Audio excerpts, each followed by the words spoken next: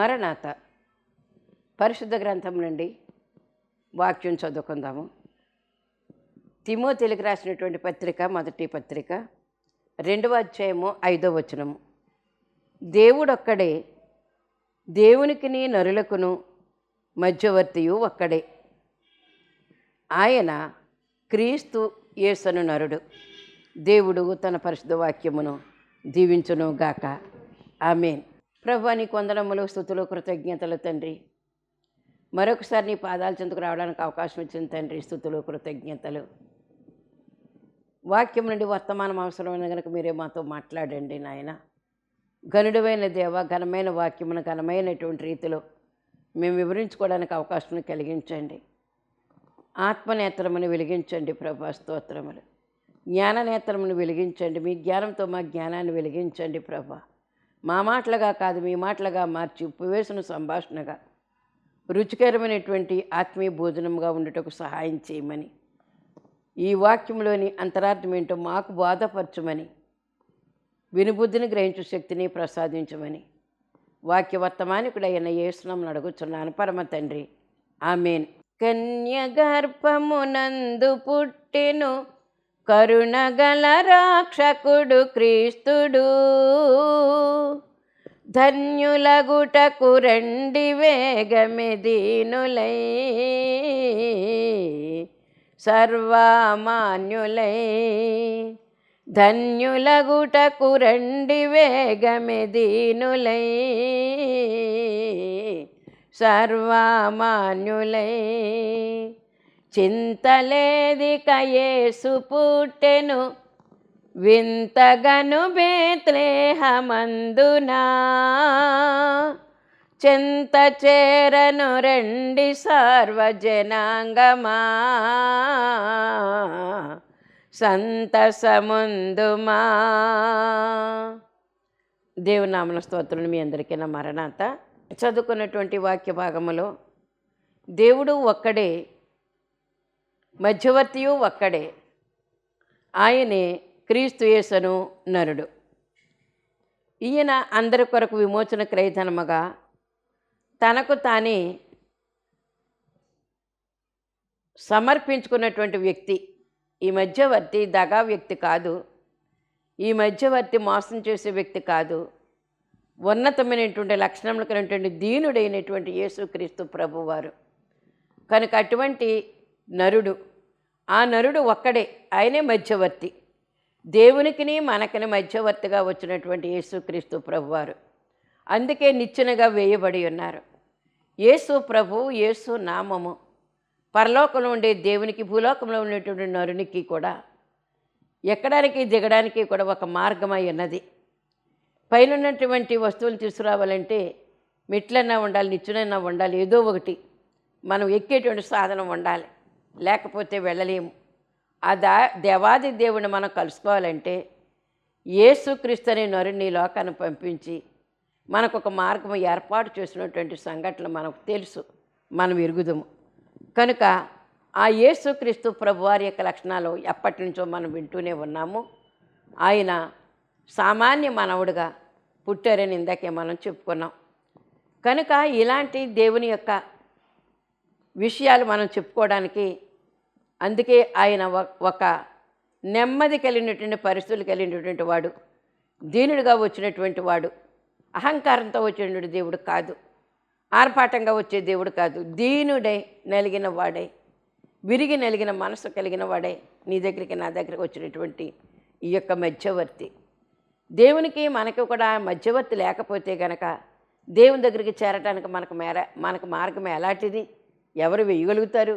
యేసుక్రీస్తు ప్రభువే వేయగలిగారు.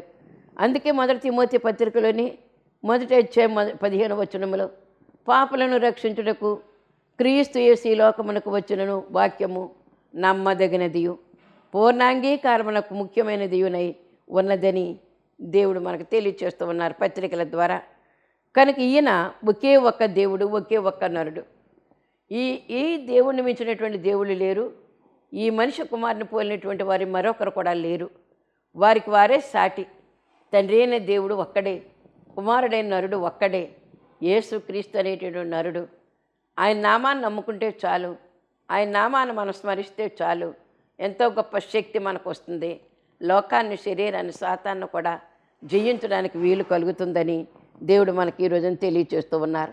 అందుకే మనము ఉదయకాల సమయంలో యేసుక్రీస్తు ప్రభు అనేటటువంటి ఆయన గురించినటువంటి జన్మమును గురించినటువంటి క్రిస్మస్ మణులు అనేటటువంటి పద్యాల్లో, దైవజనులు రాసినటువంటి పద్యాల్లో కొన్ని విషయాలు మనం చూసుకున్నాం.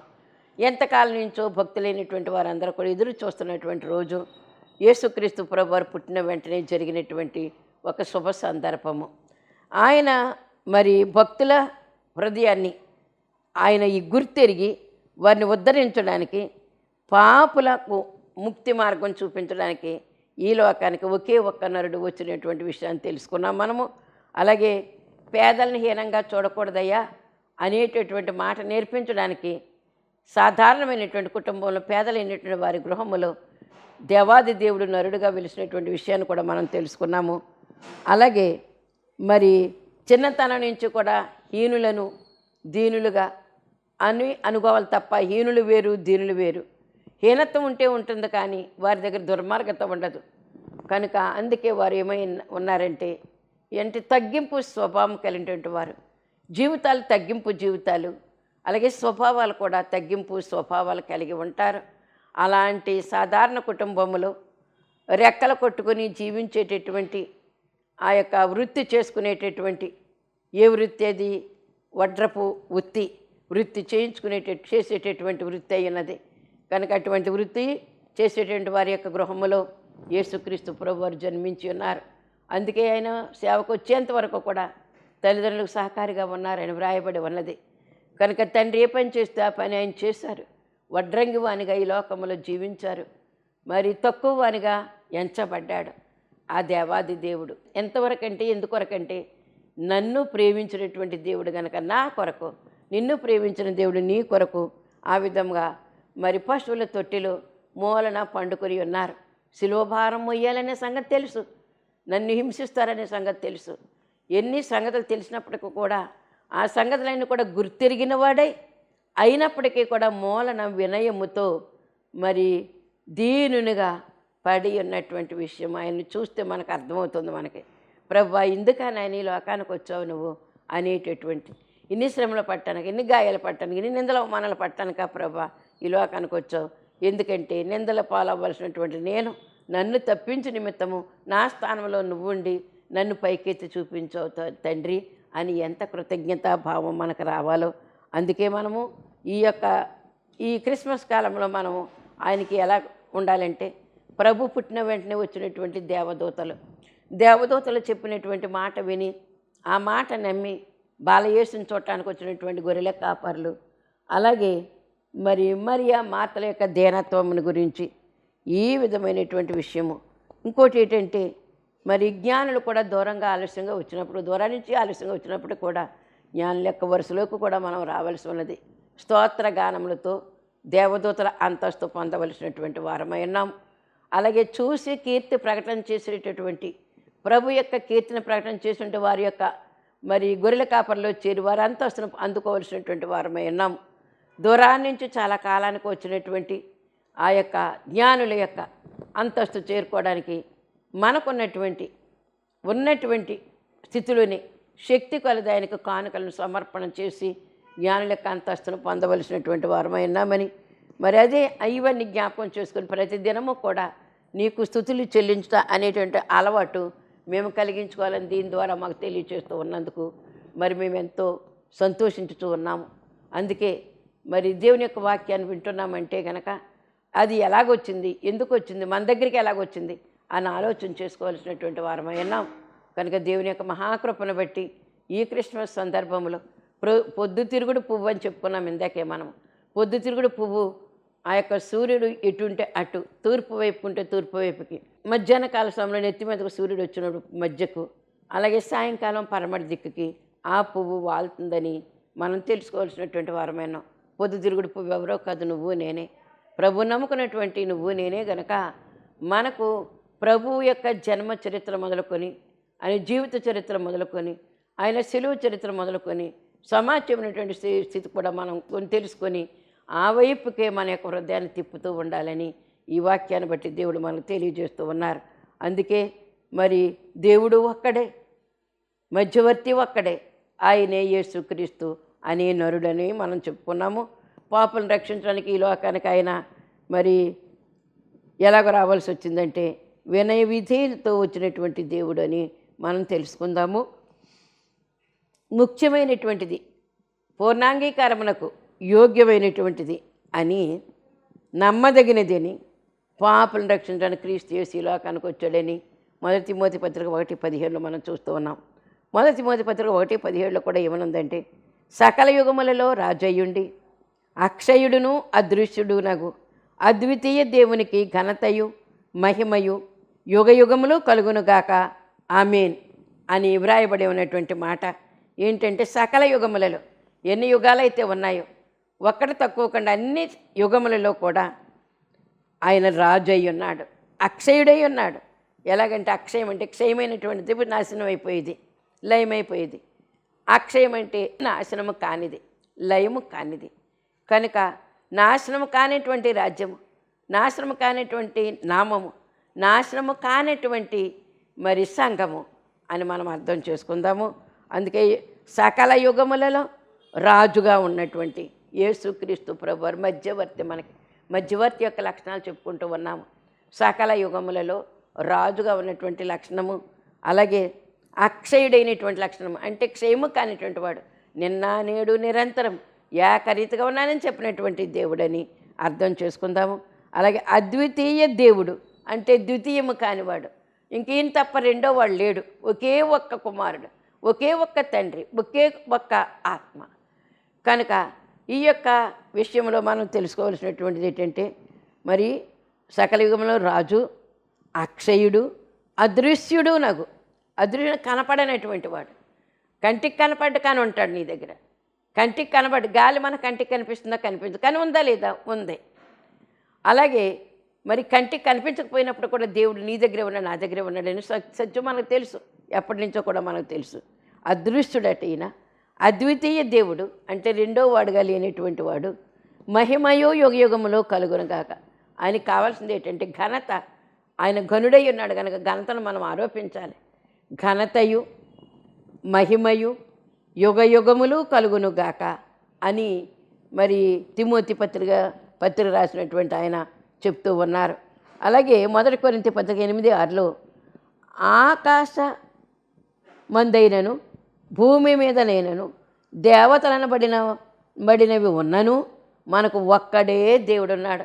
ముక్కోడి దేవతలు అంటారు, ఎంతోమంది దేవుళ్ళు అంటారు, దేవీ దేవతలు ఎంతోమంది, కోటాను కోట్లు ఉన్నారు భూమి మీద.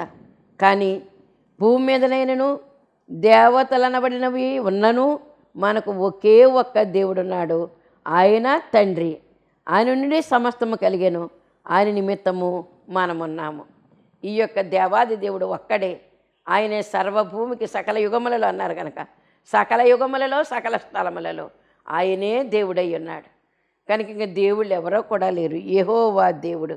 అందుకే మనం చెప్తున్నటువంటి మాట ఏంటంటే, మనకు ఒక్కడే దేవుడున్నాడు, ఆయనే తండ్రి అయి ఉన్నాడు, ఆయన నుండి సమస్తము కలిగి ఉన్నది. నోటి మాట చేత శూన్యంలో నుంచి సృష్టి కలుగు చేసినటువంటి తండ్రి, మట్టి తీసి మానవుని కలుగు చేసినటువంటి తండ్రి, ఊపిరి ఊది బ్రతికేటట్లుగా చేసినటువంటి తండ్రి, బ్రతకండి అని సెలవిచ్చి ఆజ్ఞాపించినటువంటి తండ్రి. అటువంటి తండ్రి ఒకే ఒక్క తండ్రి, ఆయన నుండి సమస్తము కలిగింది, ఆయన నిమిత్తము మనం ఉన్నాము. మనం ఎందుకున్నామంటే ఆయన నిమిత్తం మనల్ని కలుగు చేసుకుంటూ ఉన్నాడు. కలుగు చేసుకున్నటువంటి నరులమైనటువంటి మనము ఆయన చెప్పు చేతల్లో ఉండాలి. దీనులమై ఆయన యొక్క మరి సన్నిధిని వణకవలసినటువంటి వారమై ఉన్నాం. అది తెలుసుకోవలసినటువంటి విషయమైనది. అందుకే దేవుడు ఏం చెప్తున్నాడంటే, ఎంత నీ కోసం చేసినటువంటి దేవునికి నువ్వేం చేయగలుగుతావు? హృదయపూర్వకమైనటువంటి కానుకలు దేవునికి సమర్పణ చేయమని చెప్తున్నటువంటి వైనాన్ని మనకు తెలిసినటువంటి వారమై ఉన్నాం. అందుకే ఏమన్నారంటే, మరి శేషపద్యం రాశారు దేవదాసయ్య గారు. ఇందాకటి వరకు కూడా మనం చదువుకున్న తేటగీత అనేటటువంటి ఆ యొక్క పద్యాలు చెప్పుకున్నాం మనం. ఇప్పుడు ఏంటంటే, ఈ యేసుక్రీస్తు ప్రభువారు నరుడై నీ కోసం వచ్చినటువంటి ప్రభువారు, ఈ ప్రభువును మనం ఎలా చూడవలసి ఉన్నది అనే విషయాన్ని మనము అర్థం చేసుకుంటే కనుక ఒకే ఒక్క దేవుడు, ఒకే ఒక్క నరుడు, ఒకే ఒక్క ఆత్మ, ఈ లోకానికి వచ్చి నీ దగ్గర నా దగ్గర కూడా నివాసం చేస్తూ ఉన్నారు. అందుకే దేవుడు మనకు తెలియజేసినటువంటి ఏంటంటే ఆకాశమందరిని భూమి మీద నేను దేవదూతలు అనబడిన వారు ఉన్నప్పటికీ కూడా మనకు ఒకే ఒక్క దేవుడు ఉన్నాడు, ఆయనే తండ్రి. ఆయన మూలముగానే సమస్తము కలిగి ఉన్నదని మనం అర్థం చేసుకోవలసినటువంటి వారం. అలాంటి దేవుడు నీ దగ్గరకు వచ్చాడు కనుక బాలుడై వచ్చాడనే ఆలోచనతో మనం చెప్తూ ఉన్నాం తప్ప బాలుడు మాత్రము కాదు, పరమాత్ముడై ఉన్నాడు, శిశువు కాదు. ఆయన మహా జ్ఞానిగా మన దగ్గర దేవుడిగా నిలబడినటువంటి ఆయన.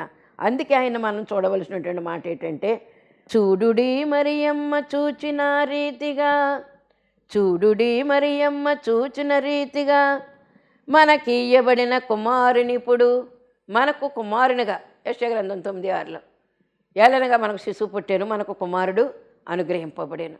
ఈ కుమారుడు అనుగ్రహింపబడి ఉన్నాడు కాబట్టి ఈ కుమారుని మనం ఎలా చూడాలంటే చూడుడి మరియమ్మ చూచిన విధముగా. మరియమ్మ ఏమి నమ్మింది? దూత చెప్పినటువంటి మాట నమ్మింది. ఆయన సర్వరక్షకుడమ్మ, రక్షకుడుగా విమోచన కలుగజేయడానికి వచ్చాడు. ఆయన ఇప్పుడు కూడా ఇమ్మానీయులుగా తోడుగా ఉంటాడు అని చెప్పి దూత చెప్పినటువంటి మాటలు విన్నది, నమ్మింది. అలాగే జగద్రక్షకుడు నా కడుపున పుట్టాడని ఆ శిశువును చూస్తూ ఆనందిస్తూ ఉన్నది. అలాంటి కన్నులతో మనం చూడాలి. అలాంటి మరియమ్మ ఏ రకమైనటువంటి మరి తనను తాను దేవునికి అర్పణ చేసుకుని ఈ లోకానికి భూలోకానికి విమోచకుడైనటువంటి ప్రభువుని నా గర్భాన్ని వేసుకోవడానికి నేను సమ్మతిస్తున్నానని ప్రభు చిత్తమేలాగా జరుగుగాక అని చెప్పి అంగీకరించి ఎన్ని మాటలైనా పొందింది, ఎన్ని శ్రమలైనా అనుభవించింది, ఎంత కష్టమైనా దిగమింగు కొంది. ఎవరి కొరకంటే ప్రభు కొరకు. నూతనంగా నువ్వు దేవునిలోనికి వచ్చినట్లయితే కనుక ఇరుగు పొరుగు వారిని బట్టి నీకు ఎన్ని రకాలైనటువంటి మరి కష్టాలు నష్టాలు ఉపద్రవాలు వస్తాయో తెలుసా? మామూలుగా కాదు. చావాలా బ్రతకాలనేటటువంటి అంచుల వరకు కూడా వెళ్ళిపోయేటటువంటి పరిస్థితులు మనకు ఉంటాయి. కానీ తట్టుకొని నిలబడితే కనుక దేవుడే మన దిక్కు, ఆయనే మనకి. అందుకే ఈ యొక్క రక్షణ ఫలం తెచ్చినటువంటి ఈయన్ని మనం ఎలా చూడాలి? మనకు కుమారుడిగా ఇవ్వబడినటువంటి ఈ కుమారుని ఎలాగివ్వాలి? ఎంత మరి ఆశ్చర్యకరుడు ఆయన ఈ బాలయేసు మన చేతుల్లోకి వచ్చిన అనుభవంతో మనము స్తుతించవలసినటువంటి వారమైన. అలాగే రెండోది ఏంటంటే చూడుడి యోసేపు చూచిన విధముగా ఇమ్మానుయేలగు హితుని జతను. అంటే మరియమ్మ చూసినట్లుగా కుమారుడిగా మనం చూడాలి. ఆమె కుమారుడిగా చూసింది. కుమారుడు అంటే కు ప్లస్ మారుడు. కు అంటే పాపము, పాప నుంచి మారుడు అంటే విమోచించేటువంటి వాడు. నాకు కుమారుడు పుత్రుడు అనేటటువంటి మాట. ఈ పుత్రుడు అనేటువంటి మాటకు పున్నాగ నరకం నుండి తప్పించేవాడని కొంతమంది చెప్తూ ఉంటారు. కనుక మనకి పుత్రుడిని మనం ఎప్పుడైతే కలిగి ఉన్నామో, ధరించి ఉన్నామో, ఆ యొక్క పుత్రుని కలిగి ఉన్నామో మనకి పున్నాగ నరకం అంటున్నారు, ఇంకో నరకం అంటున్నారు, రెండవ మరణం అంటున్నారు, అగ్నిగుండం అంటున్నారు. ఇవేవి కూడా మన దగ్గర ఉండవు. కనుక ఎందుకంటే కుమారుని ఇచ్చేస్తాడు దేవుడు మనకి. ఏకైక కుమారుడు జనతైక కుమారుడు అన్నారు. ఈ ఏకైక అద్వితీయ కుమారుడు. ఈ కుమారుని ఆయన దగ్గర ఉంచుకోకుండా, కొంచెం లక్షణం కూడా ఉంచుకోకుండా ఆయన్నే మనకి మరి ధార పోషిస్తున్నటువంటి దేవుని యొక్క ప్రేమ ఎటువంటిదో. మరియమ్మ ఈ కుమారుని ఆ విధంగా తన యొక్క గర్భంలో పెట్టుకుని దాచుకొని చూసుకుంటూ ఉంది ఇప్పుడు బిడ్డ రూపాన్ని. ఇలాంటి పరమాత్మని నా కడుపును ధరించడానికి దేవుడు నాకు ఎంత ధన్యత ఇచ్చాడని సంతోషముతో ఆ కుమారుని కృతజ్ఞతతో చూస్తూ ఉంది. ఎందుకంటే ఇప్పుడు ఈ తల్లిగా ఉంది, కానీ ఇప్పుడు ఈ తల్లి కూడా ఈ దేవునికి కుమార్తె. అలాగ అర్థం చేసుకోవాలి. మనం లోకంలో ఉంటున్న వాళ్ళందరం కూడా దేవునికి పిల్లలమై ఉన్నాము. అలాగే మరియమ్మ గారు కూడా దేవునికి పిల్లే, అంతే తప్ప దేవునికి తల్లిగా ఉందని చెప్పి ఆవిడ ఇంకో వ్యక్తి అనుకోవాల్సిన అవసరం ఏమీ లేదు. కనుక ఆయన మామూలు మానవరాలే ఆవిడ కూడా.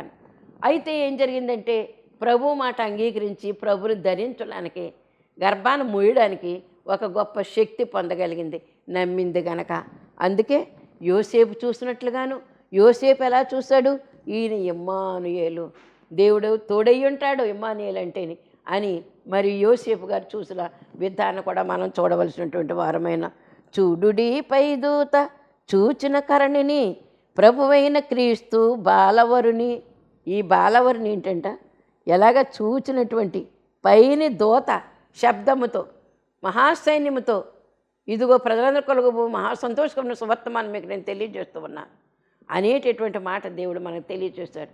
అటువంటి సమాధాన వార్త మోసుకొని వచ్చినటువంటి దేవదూత వలె దేవదూత కరణిని అంటే దేవదూత చూసిన విధముగా, దేవదూత చూసినటువంటి ఆ యొక్క ఉదంతము వలె మనము చూడవలసినటువంటి వారమై ఉన్నాము. కనుక దూత చూసినట్లుగా క్రీస్తు బాలుని మనము చూద్దాము. ఇదే దేవుడు మనకు తెలియచేసేటటువంటిది. అలాగే చూడుడి పైశాన చూచిన పగదిని ధరకు వచ్చిన సమాధానకరుని, భూమి సమాధానం. ఇది దేవుడు దూత చేత పలికించినటువంటి మాట. దూత చూసినట్లుగా మనం చూడాలి, దూత సైన్యము చూసినట్లుగా మనం చూడాలని దేవుడు మనకు తెలియచేస్తూ ఉన్నారు. కనుక ఈ యొక్క రక్షణ పద్యాన్ని దేవుడు మనకి తెలియజేశాడు. కనుక ఆయనే ఎలాంటి వాడై ఉన్నాడు? అద్వితీయ దేవుడై ఉన్నాడు, అదృశ్యుడై ఉన్నాడు. ఘనత మహిమ యుగములు ఆయనకే కలుగునుగాక, ఆయన యొక్క దీవులు మనకు కూడా కలుగునుగాక అని దేవుడు చెప్పించినటువంటి మాట. అందుకే మరి మనమందరము కూడా యేసుక్రీస్తు ప్రభువారు ఒక్కరే, ఆయన యేసుక్రీస్తు, ఆయన ద్వారా సమస్తము కలిగింది గనక మనం ఆయన ద్వారా కలిగిన వారము. ఆయనకి మనకి ఎంత సంబంధం ఉన్నదో, ఆయన మనల్ని కోరుకుని ఆయన మనల్ని చేసుకున్నాడు. ఇప్పుడు మనం ఏం చేయాలంటే, నన్ను చేసుకున్న తండ్రి నిన్ను చూస్తున్నాను కనుక నువ్వు నాకేం చెప్తే నేను చేస్తానని చెప్పి, నేనున్నాను నన్ను పంపము అని పలికినటువంటి యెషయా ప్రవక్త వలె మనము ఉండవలసినటువంటి వారమై ఉన్నామని దేవుడు మనకు తెలియచేస్తూ ఉన్నారు. కనుక మనం ఇక్కడ చూసినట్లయితే ఇంకోటి ఏంటంటే, మరియమ్మ చూసినట్లుగా కుమారుని చూడాలి, యోసేపు చూసినట్లుగా ఇమ్మానుయేలుగా చూడాలి, దూత చూసినట్లుగా క్రీస్తు బాలుని మనము దూత చూసినట్లుగా చూడాలట. దేవదూత ఏ రకంగా చూసింది?